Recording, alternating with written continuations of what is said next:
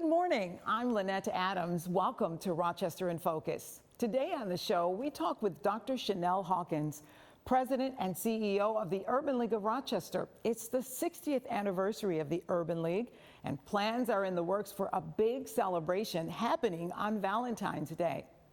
Also commemorating 60 years in Rochester, Action for a Better Community. Last week, I had the honor of emceeing its third annual Signature Awards Breakfast. You'll meet 3 of this year's award recipients and hear from the president and CEO of ABC. And finally, a preview of some events sponsored by the Rochester Black Arts Council planned for Black History Month, including a solo art exhibition called The American Dream. For 60 years, the Urban League of Rochester has been making a difference in Rochester. And we want to talk about those 60 years and a big celebration coming up. The president and CEO, Dr. Chanel Hawkins, is joining me. This is so exciting for you. It is exciting. We are thrilled to celebrate 6 decades of providing support to this greater Rochester community. The Urban League has been prioritizing Black and brown communities. Also, anyone has been disadvantaged, and making opportunities and providing good jobs and home ownership and affordable housing and careers in the trades, and prioritizing college and making sure that we close gaps for those that need it, and continuing to support our elders and those that have intellectual disabilities. That has certainly been our space. We've been growing and advancing, and it's our work, and we're proud to just celebrate with the community. We want people to come out and join us on February 14th for our 60th anniversary Love and Legacy Gala. So let's talk about what people can expect at this gala. What's on tap? It's a celebration. It's a celebration of the work that we've been doing, the great work that we've been doing. We have Bill Johnson and Bill Clark, who were the CEOs way before me. Bill Johnson started in 1972, and then Bill Clark, and then myself. And they will be there. They're co-chairing the event. We're going to celebrate our legacy. Also, we're going to celebrate some community leaders like Essie Calhoun McDavid and Emerson Forward and Bob Duffy. And they'll get awards, and we'll recognize their leadership in the community. But it's going to be a night of dinner and dancing. And then we have a big surprise where the Urban League is going to be unveiling the vision for the future of Rochester. We certainly believe that the Urban League has a deep role in changing Rochester and advancing equity in our community, but also continuing to make a pathway for our community and empower them. So we have an unveiling of this vision, and we want people to come out and see it and support it and celebrate with us. We've been around for 6 decades, and we've demonstrated that we're here. We're here for the long haul. We've got a plan for the next 60 years. I am so interested to learn what this big thing is that you're going to announce. You know, it was groundbreaking when you announced Interrupt Racism. It was. 5 years ago. I can't believe it's been 5 years, and that was a time where our nation needed to heal from what we were seeing, even locally with Daniel Prude, and the Urban League was one of the organizations that answered the call and provided some education, opportunity to hear the voice of the people, and certainly provide some education around interrupting racism. And from there, we started our equity and advocacy department, and we're still doing that work today. Then COVID hit, and we had to prioritize making sure that our elders had what they needed, our community members. We worked around the clock, like many organizations. But the Urban League, we were proud of that work, that it continues today. And now we have Interrupt Racism cohorts where their organizations, we have a cohort coming up in March. They're organizations that are certainly doing the work to advance equity and diversity, equity and inclusion in their organization. They're looking at how their organization perpetuates systemic inequities and what work that they need to do as a team to change and empower their individuals that they serve and make opportunity for advancement in their organization, and look at ways that they need to change. What are their hiring practices, making sure that their board members are diverse, making sure that their practices to train their staff are diverse. So I'm excited about that work that we're going to continue to do. No administration is going to change how we prioritize equity. We've certainly seen many administrations change throughout the history of the 60 years of the Urban League, and we still remain true to our foundation of providing and prioritizing equity, opportunities, and education, and access to jobs and home ownership and affordable housing and construction and trades, all of that. That is our work, and it will still continue. So this is so exciting. February the 14th. How can the community take part and celebrate with you? This is exciting. We want the community members to grab all of their friends, their loved ones, and join us at the convention center. You can learn more about it at urbanleagueroc.org or call us at 325-6530. It's all on our website. We want you to come out, celebrate 6 decades of the great work that we've been doing. We're going to honor the awardees, community members, but this is going to be a night of celebration, dancing and dinner and great fun, and we want the community members to be a great part of that. It's going to be so exciting. Thank you for being here to tell us all about it. Thank you. So I hope to see you and everyone else there and for this great unveiling of our vision for the future, February 14th. You can't forget that. It's Valentine's Day. We'll be right back.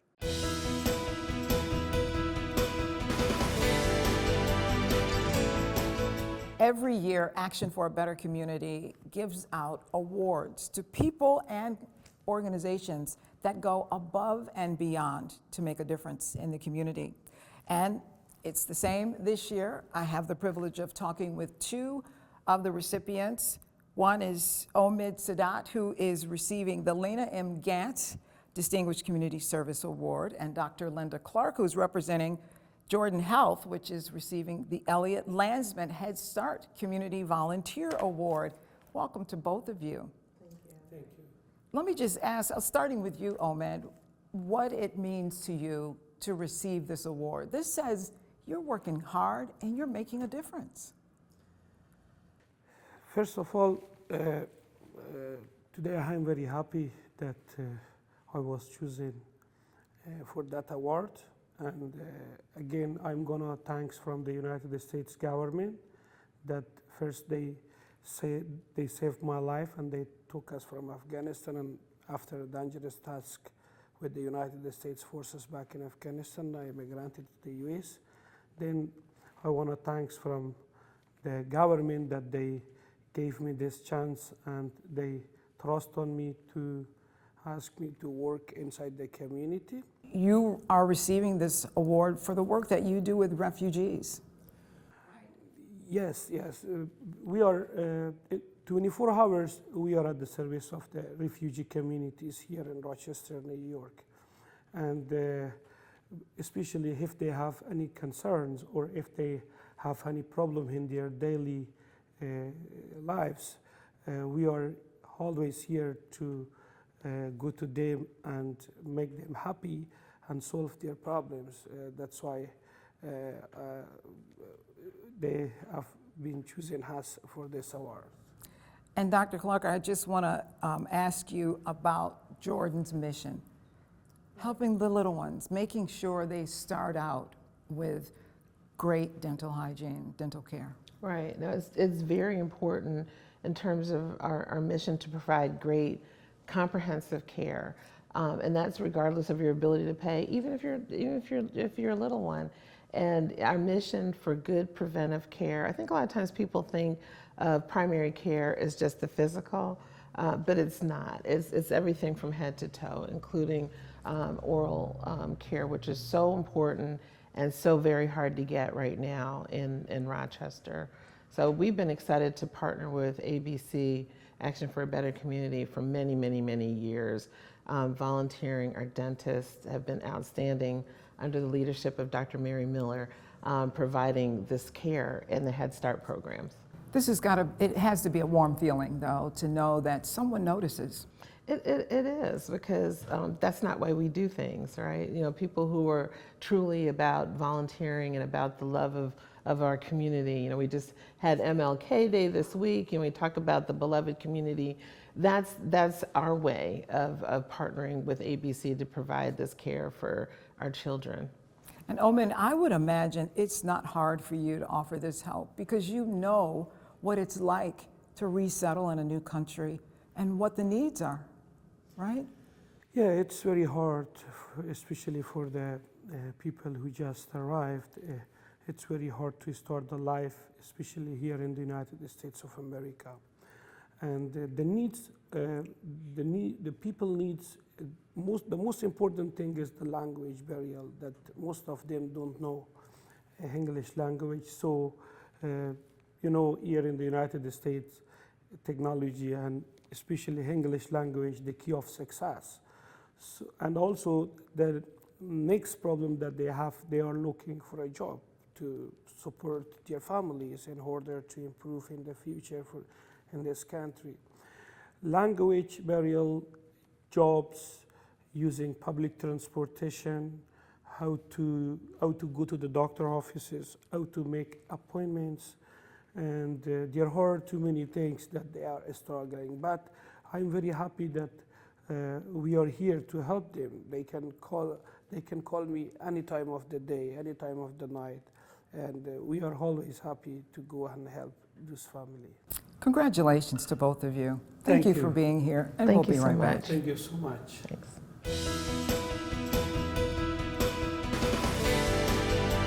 For 60 years, Action for a Better Community has been empowering people and working to eliminate poverty in Rochester. Still doing that 60 years later, but doing it with partners. And each year, ABC recognizes the partners who go above and beyond.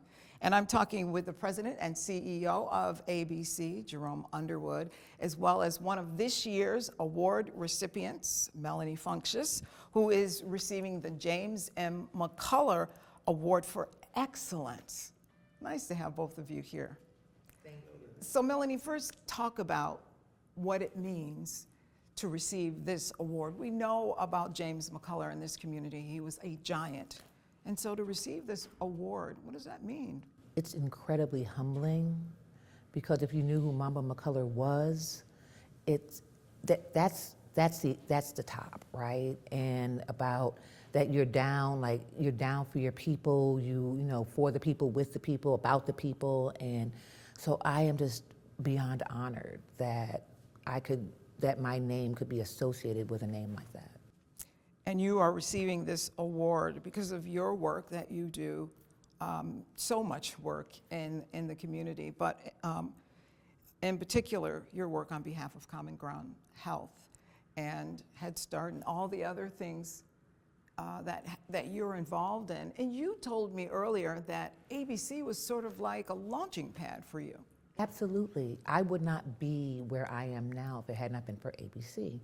My kids went to Head Start, and I was a Head Start parent. And at the time, they had like case managers. Every parent got a case manager, and my case manager said, Melanie, I think you have leadership qualities, and you should go to get on center level. And center level is like the governance for the center. And then I went from there to the Policy Council.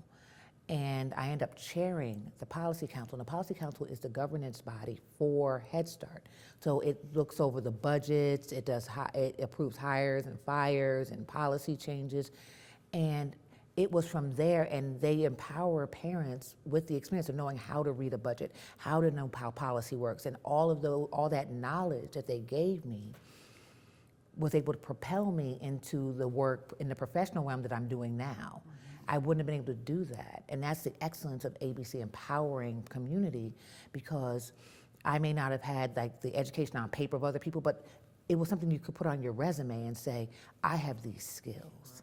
And ABC gave me those skills. Jerome, what do you look for each year in your award recipients? It's people who just keep doing for this community, regardless if they get paid or not. You know, so we have a tremendous amount of partners, and each year it's difficult to, who is it going to be this year? But this lady in particular for the Mamba McCullough Award, Melanie Funchess, AKA Mama Mel, who this community knows, and you know, she's so fitting of it for so many reasons, and hopefully it inspires others to keep doing that. And this whole concept of village that we speak about, here's an amazing villager here, and she says, she says, my village is dope. That's one of the things that Melanie always says. I'll say it sitting right next to her, because it is. We have challenges, yes, but we love to approach things from an asset-based point of view. One of the things you mentioned was it inspires other people, and that's really a big part of this, right? Indeed. Our theme for this entire year, our 60th year, is, empowering communities, inspiring change. We have to, because you have to be optimistic to do the kind of work that we do. I mean, people don't come to us when things are great and wonderful. So our staff, I also want to acknowledge them, because we are the ones, who helps the helper, who inspires the helper to get up and do this work constantly. And I have an amazing team of people at AB who have been there for so long, that day in, day out, on weekends. Give people a charge as we end. We got a few seconds. What would you say to others to encourage them to give back and not give up? If your ethos is one that says, nobody has any stripes, we're all just human beings. And if that's your mindset, and we believe that a lot of people have that mindset, and we see people who don't have basic things, I think we're obligated to assist in the way that we can. So we want to, again, empower communities and continue to inspire change. And you've been doing that for 60 years and doing it well. Thank you. Thank you both for being here. Thank you. So nice to chat with you. And we'll be right back.